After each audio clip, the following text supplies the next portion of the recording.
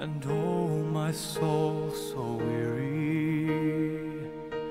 When troubles come and my heart burdened be, then I am still and wait here in the silence until you come and sit a while with me. You raise me up so I can stand on mountains. You raise me up to walk on stormy seas. I am strong when I am on your shoulders. You raise me up to more than I can be.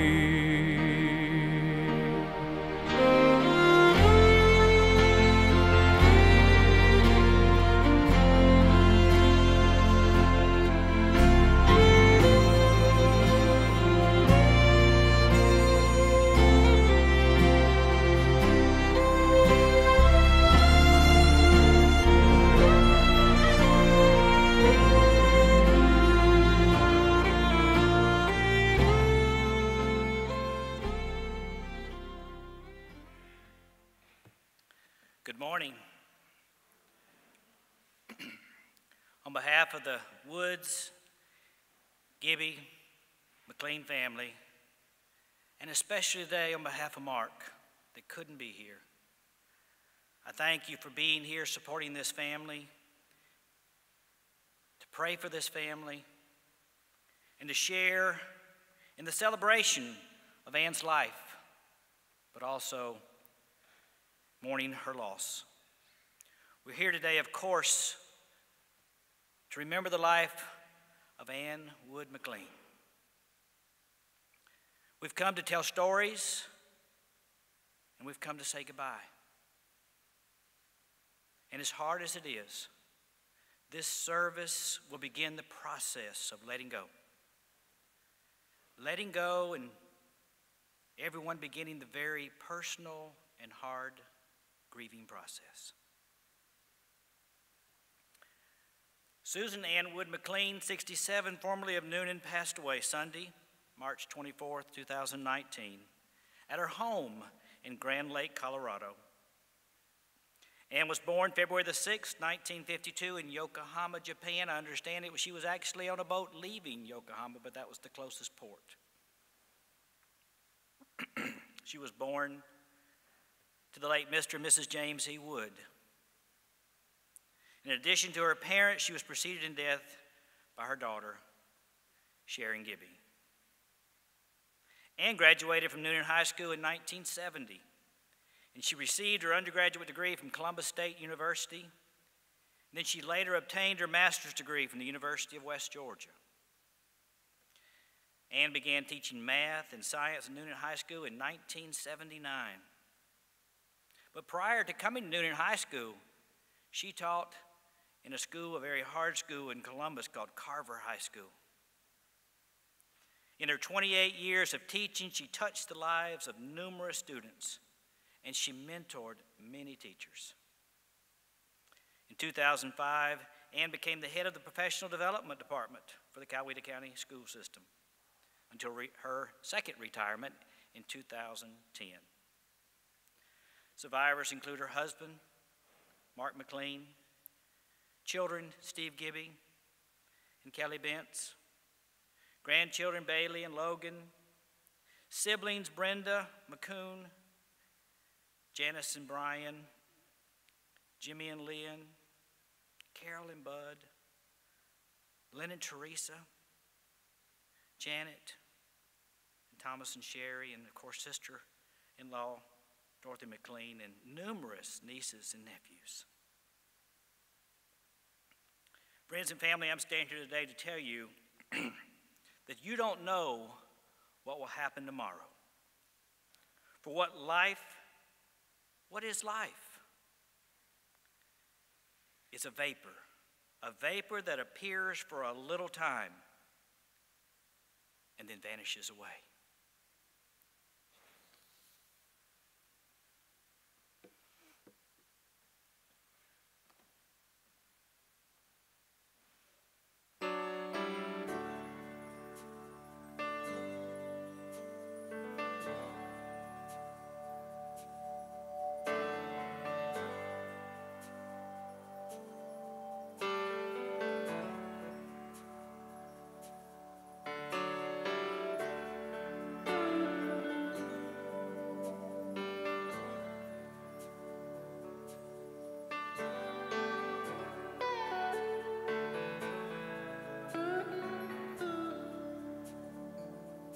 I know your life on earth was troubled. Only you could know the pain. You weren't afraid to face the devil. You were no stranger to the rain. So go rest high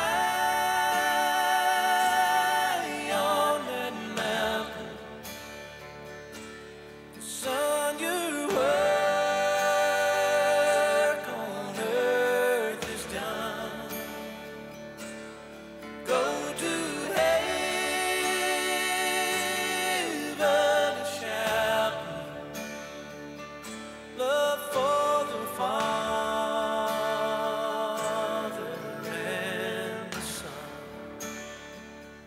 Oh, how we cried the day you left us.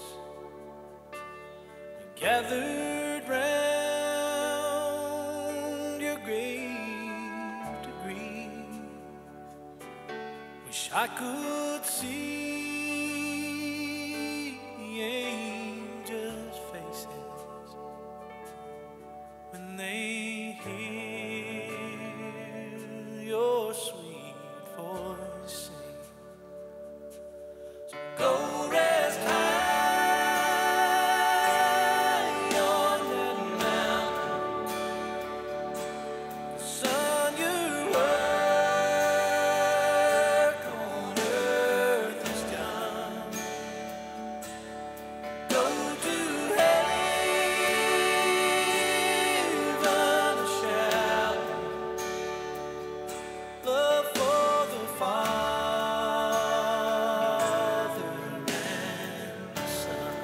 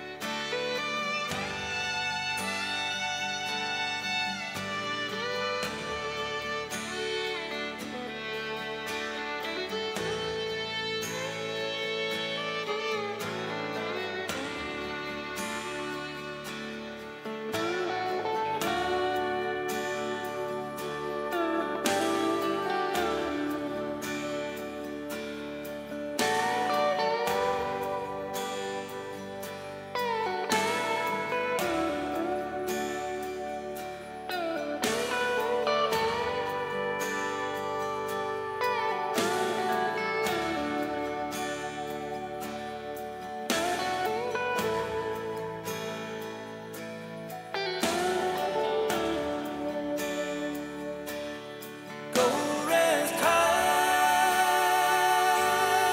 on that mountain. 'Cause son, your work on earth is done. Go to heaven and shout love for the Father and the Son. Go to heaven and shout love for the Father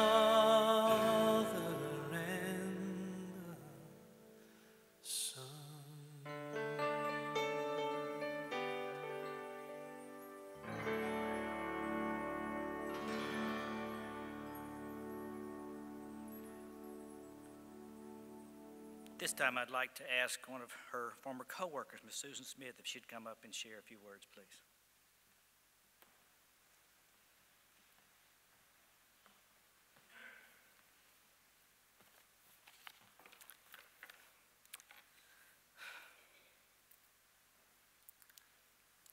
My name is Susan Smith, and I graduated from Newnan High School in 1970, along with Ann, and taught chemistry at Newnan High School for close to 30 years with Ann. Ann has been my treasured friend, my good buddy for a long time. I admire her as a teacher and colleague and value her from the standpoint of a parent of children that were students in her classes. I remember really getting to know Ann the first day of the 9th grade at Newnan High School, Miss Crow's homeroom. We sat at the same table with two other girls, Debbie Braden and Dana Wilkerson. No spiral-bound notebooks on those tables. We followed the rules. Throughout our years at NHS, we were in many classes and activities together, including FTA, Future Teachers of America. We started West Georgia College the fall after our graduation. Ann, Kay Tidwell, and I took a math placement test one Sunday afternoon. We all started in the same math class as math majors. We cut class one day, I don't need to say that in front of some of these students, to go to the library and study. We did go to the library and study. We worked on math problems that day, but it was mostly Ann explaining to us how to do the problems. I learned more that day than I did the whole quarter. Ann and I took a physics class together. We were lab partners. Even years later, we finally remembered the jokes that Dr. Ben DeMayo inserted in his lectures. A lot of the students couldn't tell whether he was really joking or not. Ann and I were commuting from Newnan by this time, both of us driving secondhand cars, and we alternated our week to drive.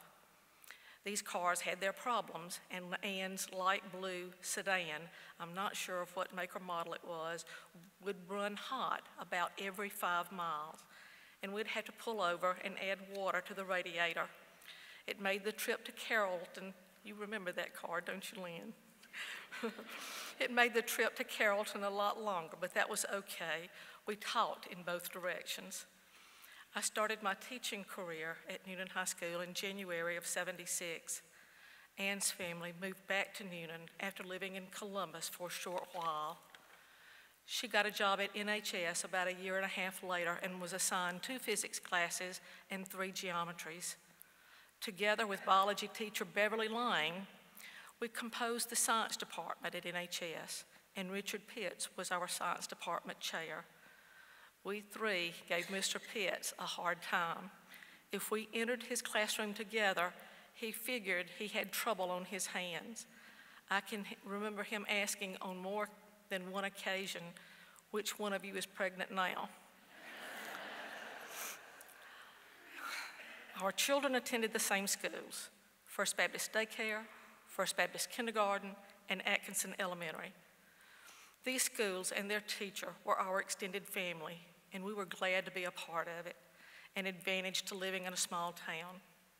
I remember one Christmas, Ann, Steve, and my son asked Santa for Teron, T-E-R-O-N. I think it was something between a dinosaur and a dragon. Is that right, Steve? It was something like that. But there was not one in Newnan. There was not one in Newnan to be had. So we arranged for our kids to be picked up from First Baptist, and we searched every which way in Grant's department store south of Atlanta. There weren't any Walmarts or Kmarts or Toys R Us at that time. We achieved our goal only because of Ann's determination and being in the driver's seat. As our kids entered high school, I had the pleasure of teaching Kelly and several of Ann's nieces and nephews. Again, an advantage of living in a small town. In the early 1980s, Ann took on the responsibility of adding academic competitions to the math department. She organized a math team consisting of students on the junior varsity and varsity level who would compete with teams from other schools. These students would work on math problems individually and in groups. These events were held at other high schools or colleges, usually on Saturdays. Anne held practices before and after school and acted as the coach for the math team. Anne trained her math team students well and took great pride in their performances and abilities. The science department followed a few years later, organizing a science Olympiad team. Anne coached the physics events for this team, and Mark coached the construction and technology events. Being a part of this team required additional time for practices and competitions, and still kept her responsibilities with her math team and her responsibilities in the classroom. She was a busy, busy lady. Anne's classroom students participated in science fairs on a local, district, and state level. And if my memory serves me correctly, she had a couple of students go to nationals. Her students also received invitations to attend State Science Symposium held at the University of Georgia, where students shared their research projects with students from other schools.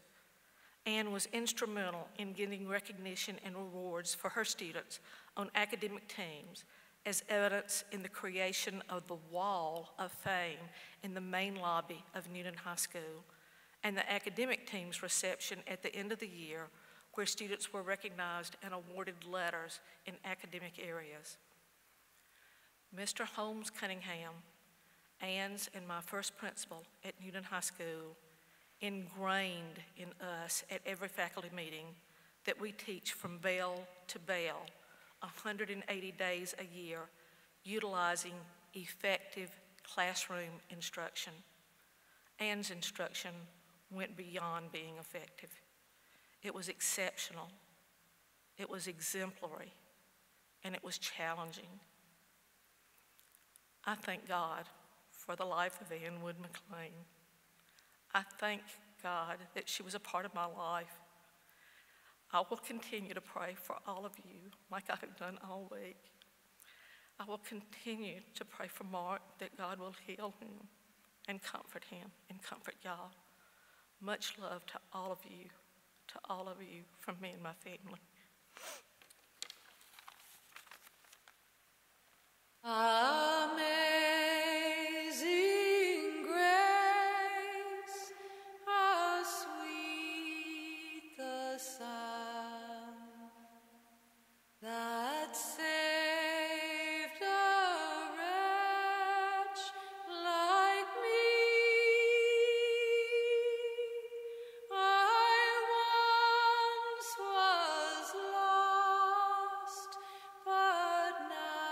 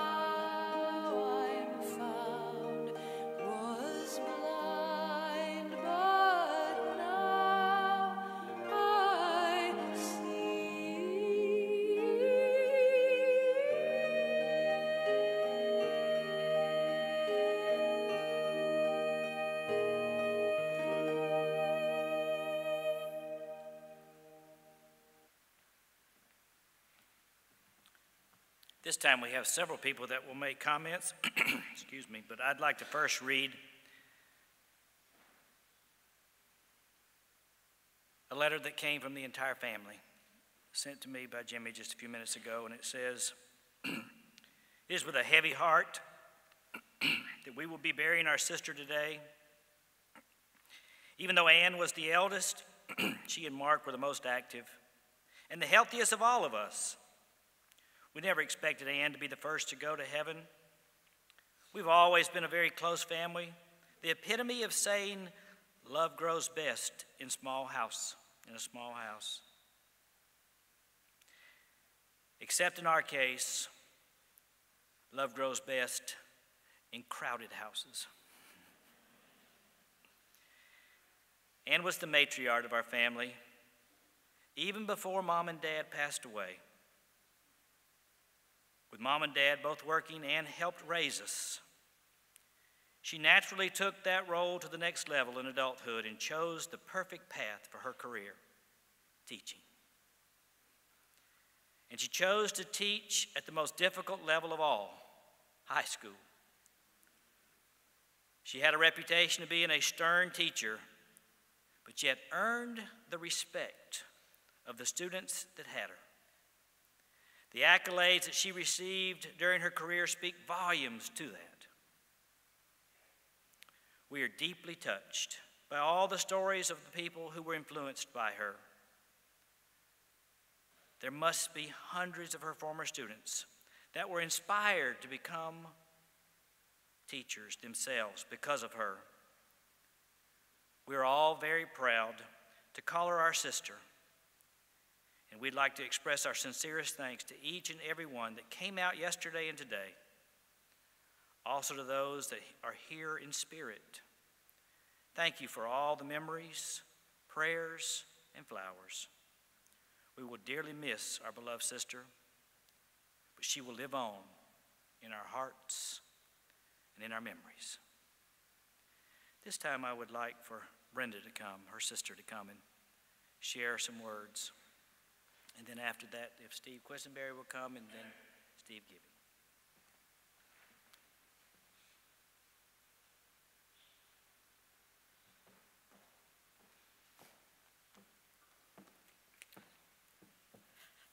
I haven't had a harder task than what I've had to do today. It was hard enough to be there, to see the things that have gone on in such a short time. We went from having a sister to not having one. Some of us haven't seen her since she was here last. It's hard to know that that's what's down there. It's hard to understand how this happened and why it's happened. But I know it's all a given plan, and we'll all know. They said God takes angels. I think he took one of the best. There's not any specifics or anything that we can say or do to make anything any better. But there are so many good times that we had, so many emotions, so many laughs, so many stories. There's nothing specific. Ann was a part of our group as far as being there whenever anything happened, whenever anything went on. It's hard to understand that she's not going to be there anymore. For a while, I've not been able to cry, and I felt guilty because I cannot. But I do know that that makes no difference on how I feel or how I hurt. Everyone here is here for their own reason. She touched a lot of lives. She touched a lot of people. We will never know how many other lives she's touched. She was her own person. Mark was his own person. I know Ann was not a whole person until she met Mark. He was the extension of Ann. He led her to places that she knew she could do and things that she even thought maybe she could do. He made her whole. He made her be twice as good as she was for us. We not only acquired a sister that we thought so much of, but we also acquired a brother-in-law that was right there with her. They adored each other. They worshiped each other. There was hardly any task that was given that they weren't doing it together. Ann touched so many people with her time, her friendship, her talents, her many talents, her knowledge of anything. She tried to teach everyone that she came in contact with a different way of doing something, a good way of doing something. She knew her niche early in life. She knew that what she wanted to do forever.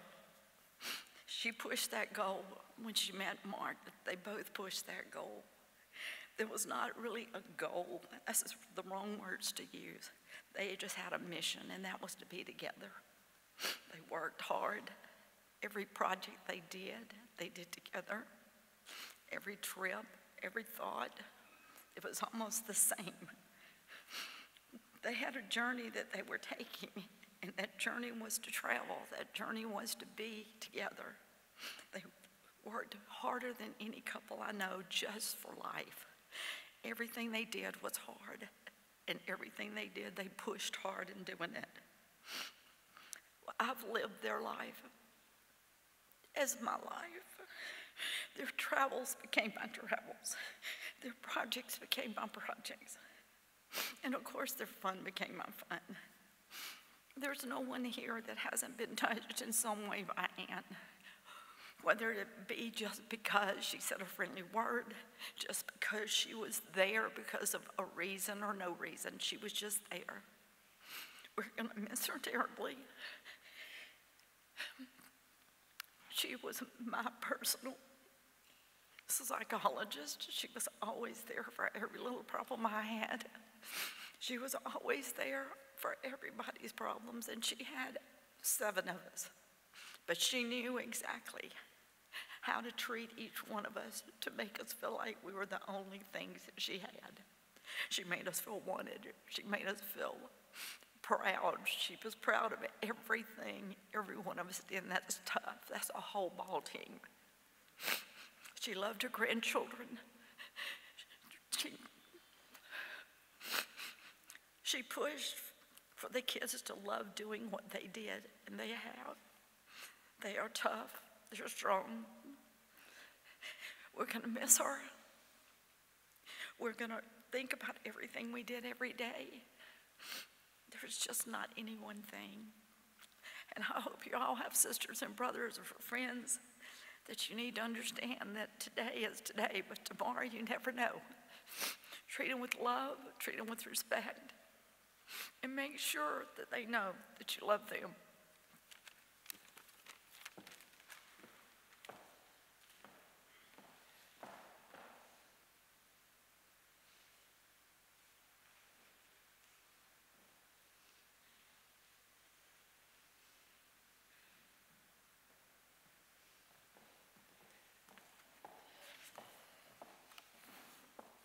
My name's Steve Questenberry, and I knew Ann and Mark through Noonan High School.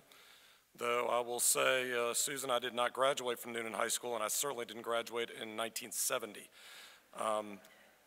However, I became very good friends with Ann and Mark, I guess starting in the late 90s and through the first decade of the 2000s.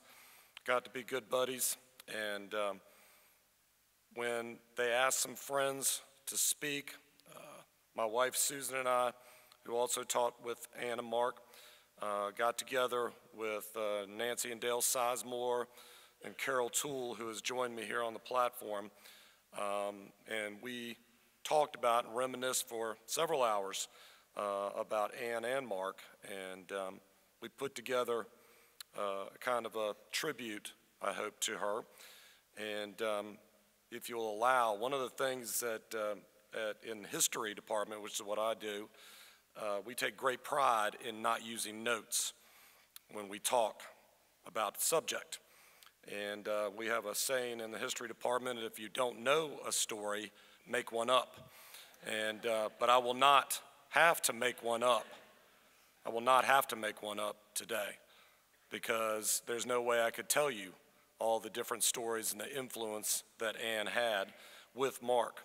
So if you'll allow me, even though it hurts my professional pride, I'm going to read what the group of us came up with, and I hope it's not just from us.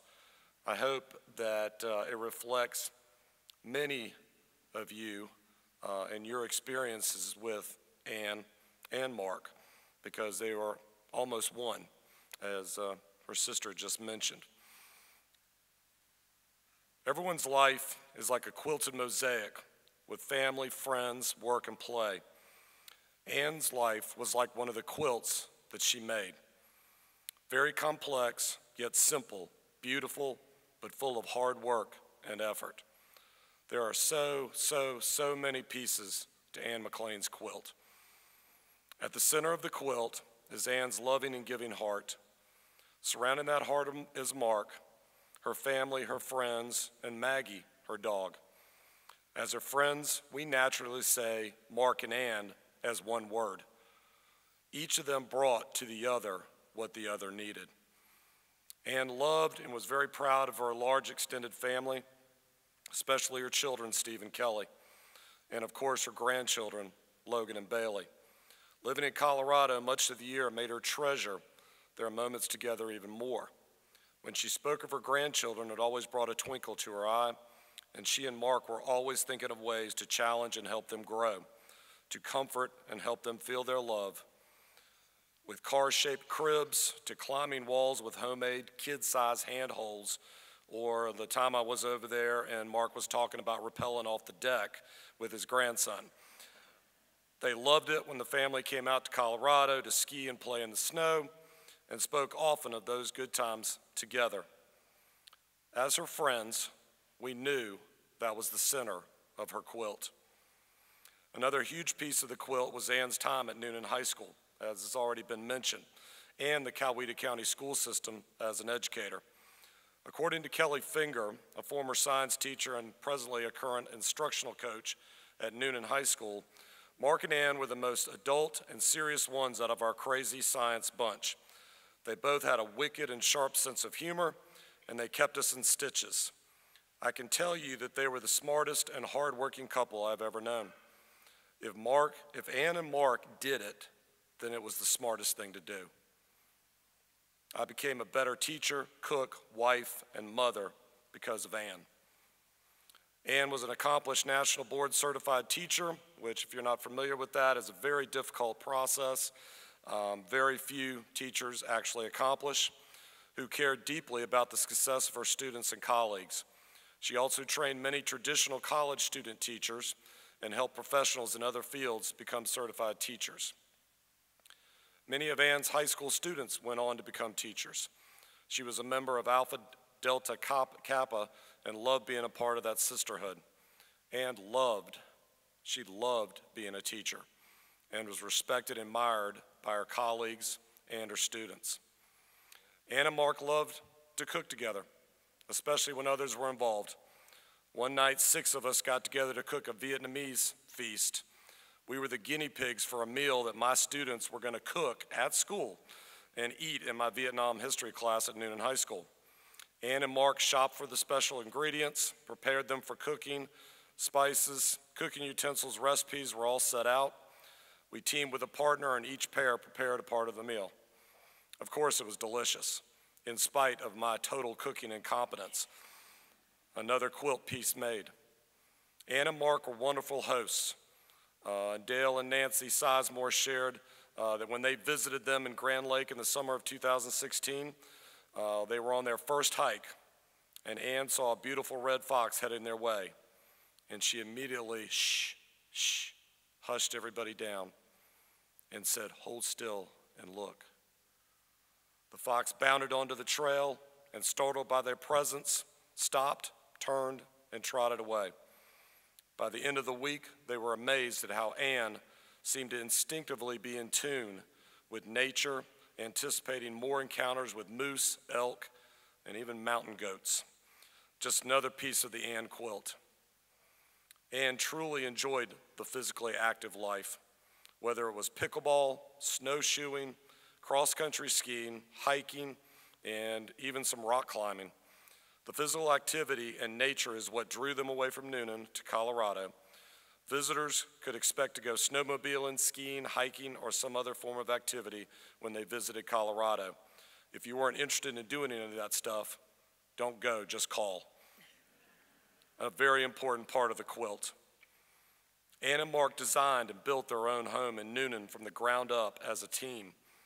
From double-walled framing to salvaged solar panels to heat their water and floors, their home was the epitome of individuals who also paid fine attention to design and craftsmanship that any artist or architect would appreciate. Ann loved to design, create, and build with Mark. There was really nothing that they could not do as a team, building another part of the quilt that was Ann.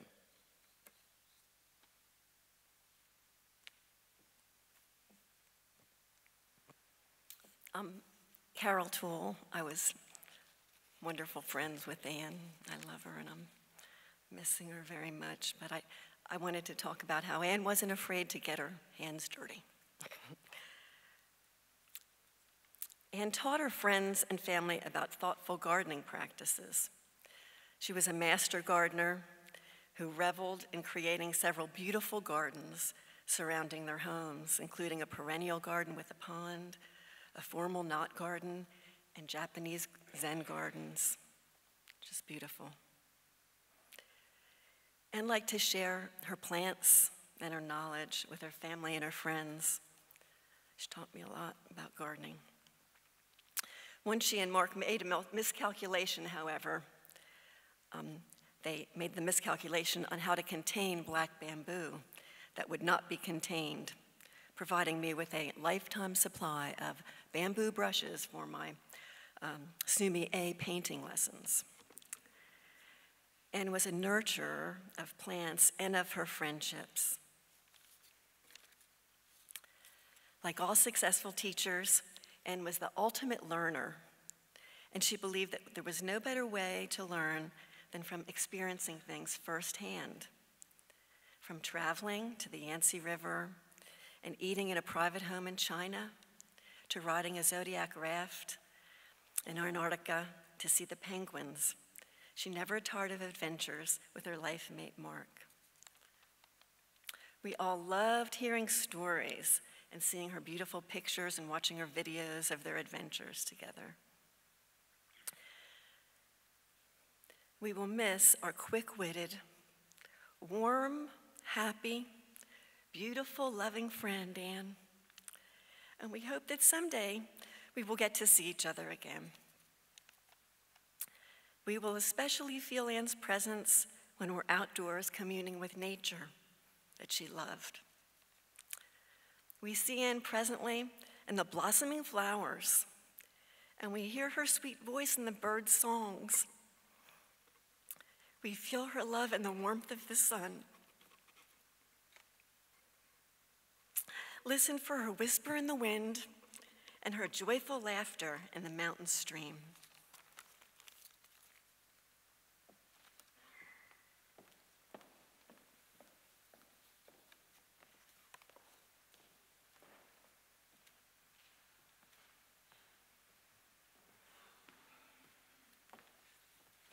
The one thing about speaking, I guess, last is everyone's already said everything I was going to say. It was beautiful, though. I wrote some stuff, but like I said, most of it's been said, so I'm just going to kind of paraphrase a little. And mostly I just wanted to say that, we're here to mourn, but we're also here to celebrate. She was her life, and just remember the wonderful person that she was. She was just the best person that I knew. She was unconditional in the love of her family and fierce in the protection of it. She had many roles in her life. She was a daughter, a sister, this huge family right here. She was a wife. She was a mother. She was a grandmother.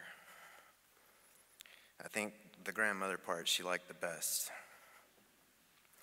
She was a teacher to countless students and a mentor to many young teachers, and she was a friend to everyone that she met. We all thought she would outlive us all. Her health was so important. She never stopped moving. She was always happy to go on a hike or to take you on in pickleball. She was tireless, but when she did slow down, so she could do the quilting that you see right here, just beautiful and detailed, or to read a novel or to put together a puzzle. We all know and agree that she was taken too soon, and that loss is just immeasurable. The best thing we can do is to try to live on and honor her memory, and keep her with us in our hearts and our thoughts. She will be missed terribly, and though she is not here, she will never be gone.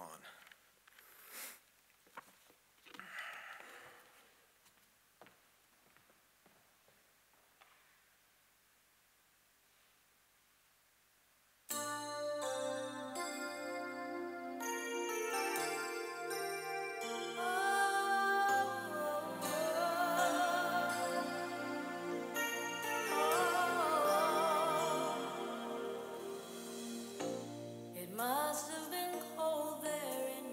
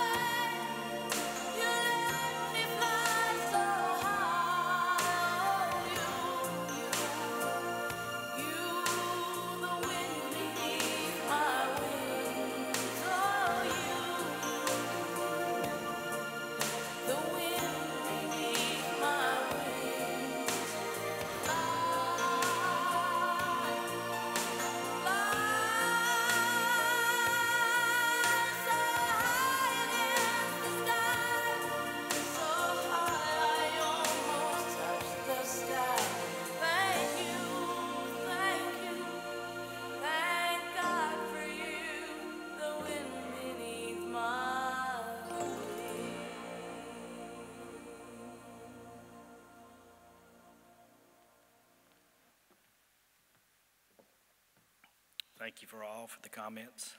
We've been blessed. You know, life is filled with many unexplained things, like pollen getting in your throat and staying there. Perhaps we are never more aware of the fact that life is full of unexplained things until we're faced with death. You know, some view death as a curse, even as an enemy. And death often catches us unprepared. Today is such an occasion. When someone dies so unexpectedly, we are faced with some troublesome questions and feelings. And grief tends to make us turn inward with questions. We ask the question, and oh, I've heard it so many times this week, how did Ann die? While such thoughts are very natural, they prove themselves not particularly helpful. Because how a person died is not nearly as important as how a person lived. And as I met with the family and as I listened to them talk about their sister and their aunt and their sister-in-law and their grandmother and whoever, I was so impressed with the impact that she had on so many lives. She used a life by using her gifts to have a good life, but also to help and to bless those that she loved and that she crossed paths with. As the oldest child of 8 siblings, many of the older children came to depend on Ann, and we've heard that in times of need. Never did I hear anyone say that she was not ready and willing to help. You know, it was said that being the oldest child had its advantages, also its disadvantages.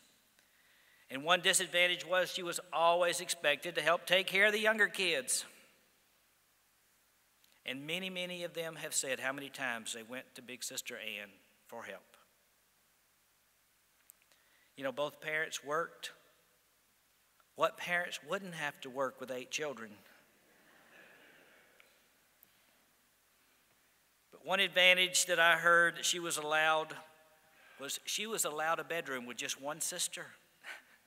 She didn't have to share with multiples. I could pick up a little jealousy there when I heard that from one sister that said she had to share with several sisters. One other real advantage that I understand she had growing up was she got first choice with the chicken. Every child in this family had their specific piece of chicken, and she got one of the 2 breasts. I won't tell you what Lynn said his piece of chicken was. It's the back end of the chicken from what I understand. And helped her siblings in so many different ways. Helped them with homework, helped them with matching their clothes and finding clothes, and helped them with mending their clothes and sewing their clothes. You know, as we've heard, she was and became the family matriarch. And she had the opportunity to show her siblings how to love each other. And she did this in so many different ways. And one way we've heard of several times today is bringing the game of pickleball to this family. But she didn't just bring it as a fun time, which she loved. She brought it with rules and with regulations, with details. I heard they even got the measuring stick out and measured to make sure the court was exactly right. And when they played, she was the judge. And if you had a protest, you went to Judge Ann with that protest. She was in charge of pickleball. She knew what was right and what was wrong with that game. She was a teacher in all ways of life. Not only did she teach in the school system, she became the one that helped other teachers continue to learn. She lived a life of teaching.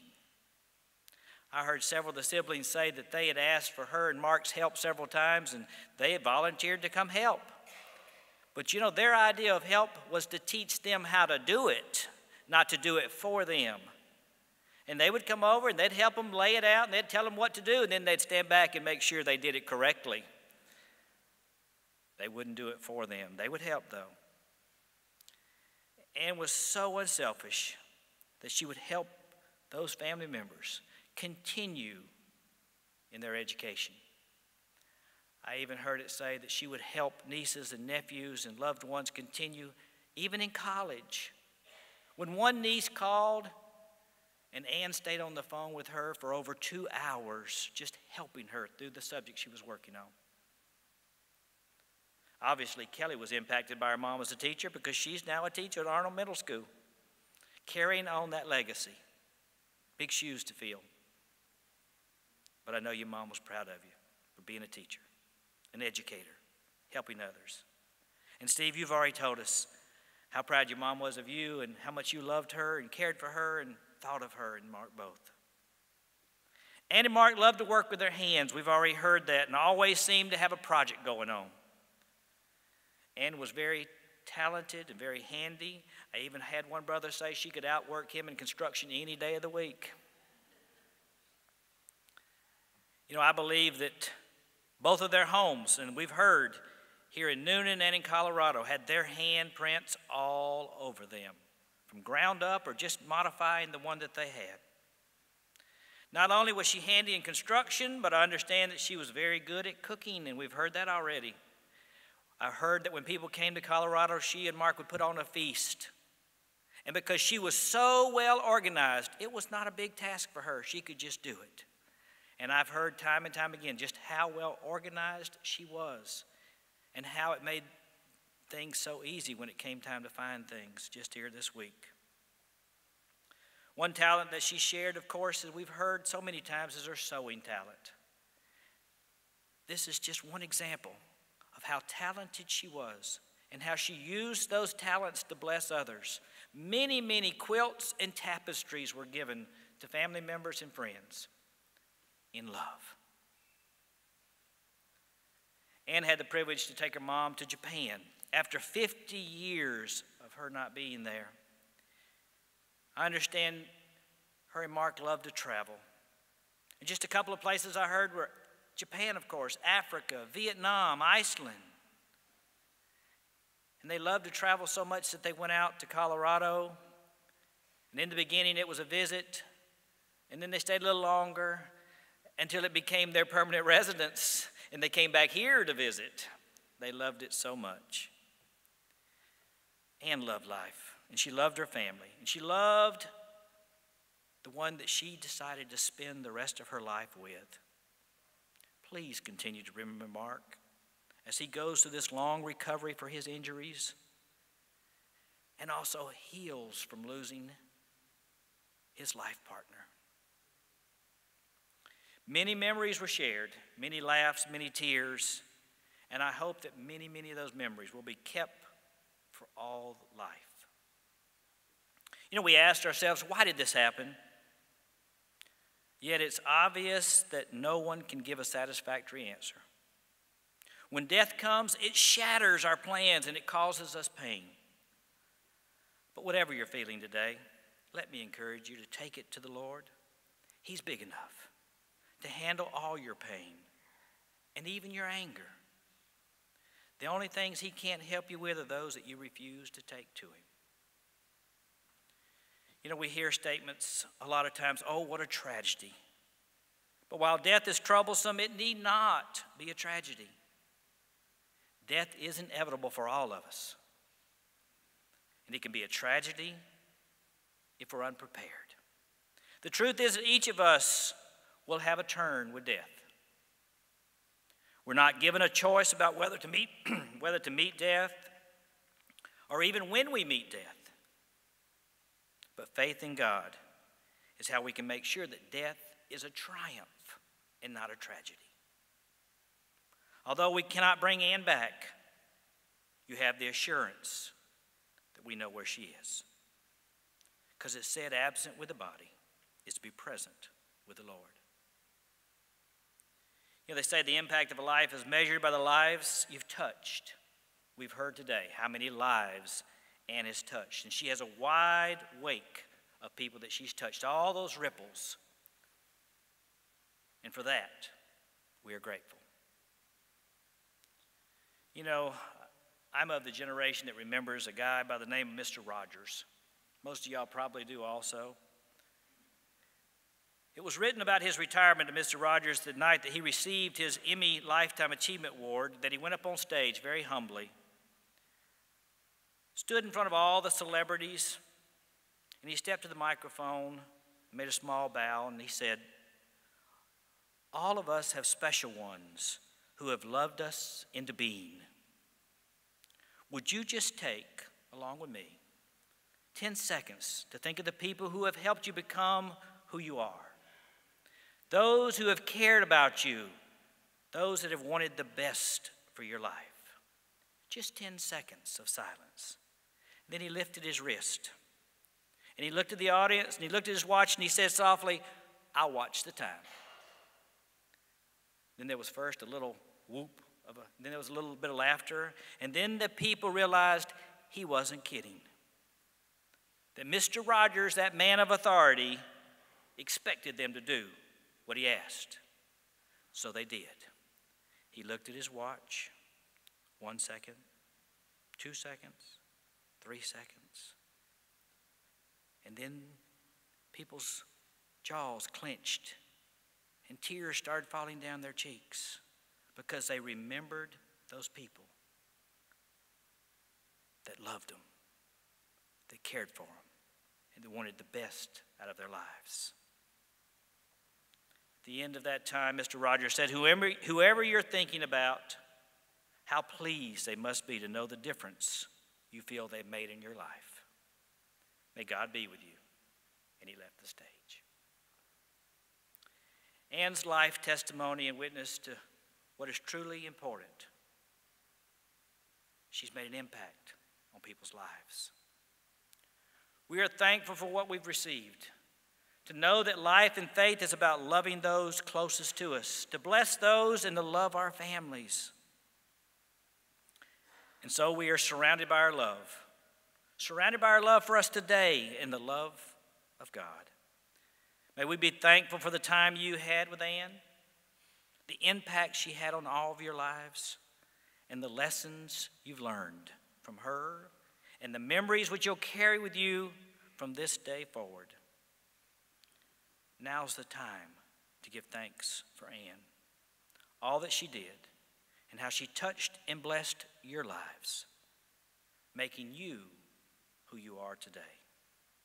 May we take just a moment to bow our heads, to close our eyes, and give thanks for the life which has been shared with us.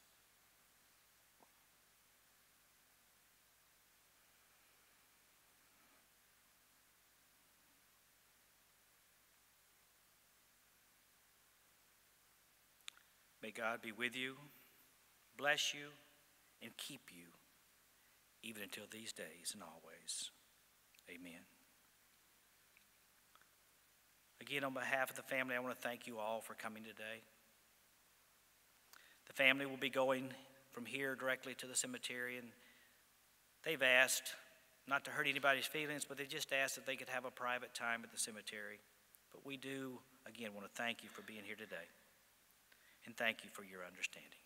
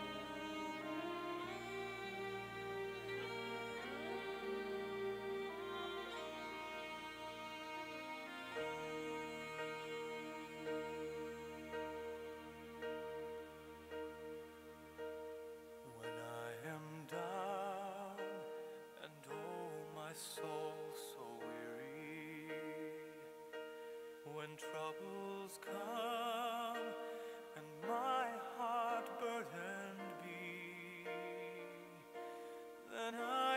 still and wait here in the silence until you come and sit a while with me.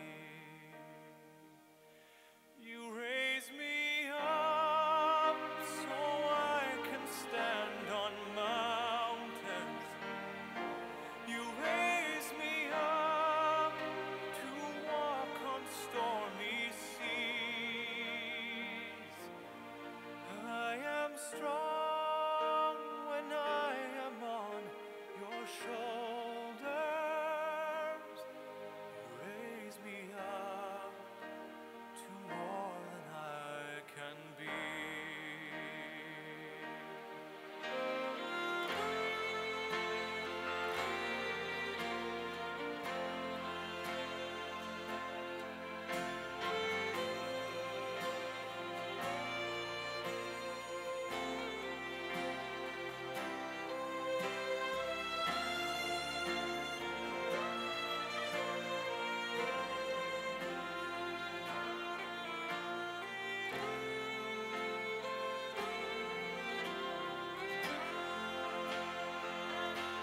You raise me up so I can stand on mountains.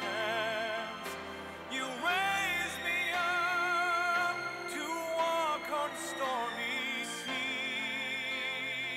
seas. I am strong when I am on your shoulders.